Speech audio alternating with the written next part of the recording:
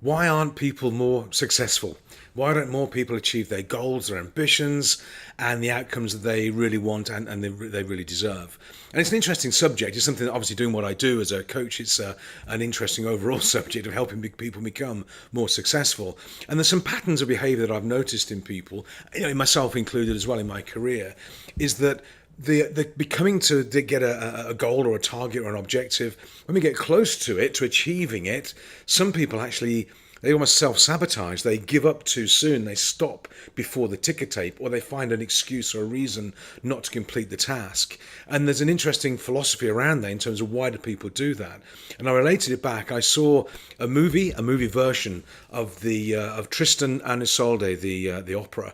And at the end of the movie, I'm more of not a movie guy than an opera guy. At the end of the movie, Tristan, who has conquered all the lands, has achieved everything, he's king of all the domains now. He's sat there on his throne, looking sad and looking miserable.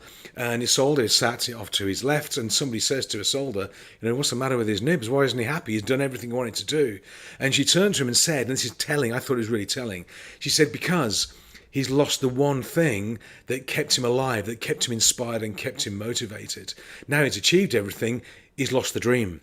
It was the dream that kept him going, not the achievement. And this is something for all of us, I think, to recognize that sometimes we get so addicted to having the dream and the vision, we get addicted to the struggle and the fight and the journey, that we subconsciously never want it to end. Therefore, by achieving the goal, we know it's going to end. Therefore, we unwind before we get there. We go back a few steps. We burn it down to rebuild it, if that makes sense. And I see this happening a lot. I've done it myself in my own career, looking back, not intentionally, but where we do have this self-sabotage. Some people will call it a fear of success.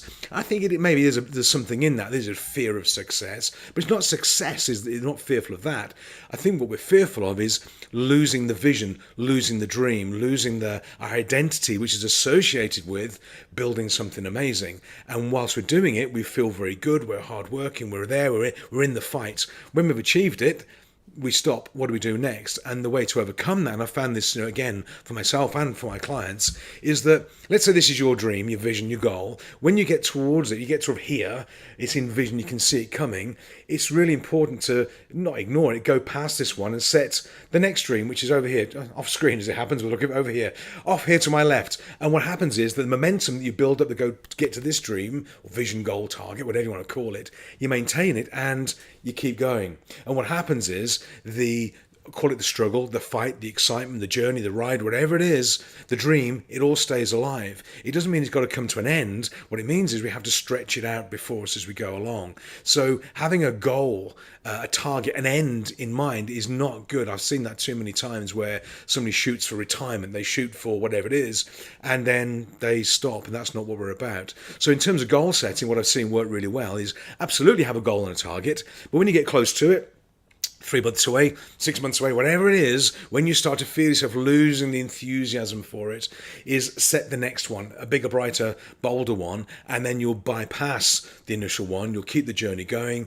and then you'll achieve more overall. Because I think in reality, what makes us in business, for most of us as entrepreneurs and business people, it is achievement, but actually it's the identity, it's the journey, it's the fight, the stress and the strain, everything that goes with the good, bad and the indifferent. We actually enjoy it and we don't want it to come to an end. So keep it going. Learn some new tricks and skills on the way, make it maybe easier or faster, but we don't want to lose our identity that we pick up on the way to building something amazing. So yeah, we are maybe scared of success to an extent, and maybe in our lives and our business, maybe we should never achieve the end goal. Maybe we set of goals on the way and the next generation achieve the next major goal. Maybe our job isn't to achieve goals, it's to jump over the hurdles in a continuous process to get there. So just watch out for your identity. What is it that you enjoy the most? Is it achievement? Maybe, but is it also the identity you have in the struggle and the fight and the journey to get there? And if it is, keep the journey real, keep it alive, keep setting new goals for yourselves, stretch it out. We use 90-day plans, we use 90-day targets to keep that incrementally moving along, to keep the vision, keep the dream alive. Don't be like like Tristan, who's lost his dream and he lost his motivation as well.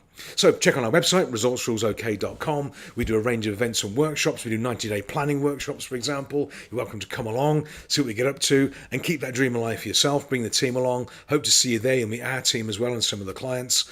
And don't achieve the goals, or not only achieve the goals, but keep the journey alive too. So I'll see you soon. Look forward to your updates and look forward to your comments. Take care for now.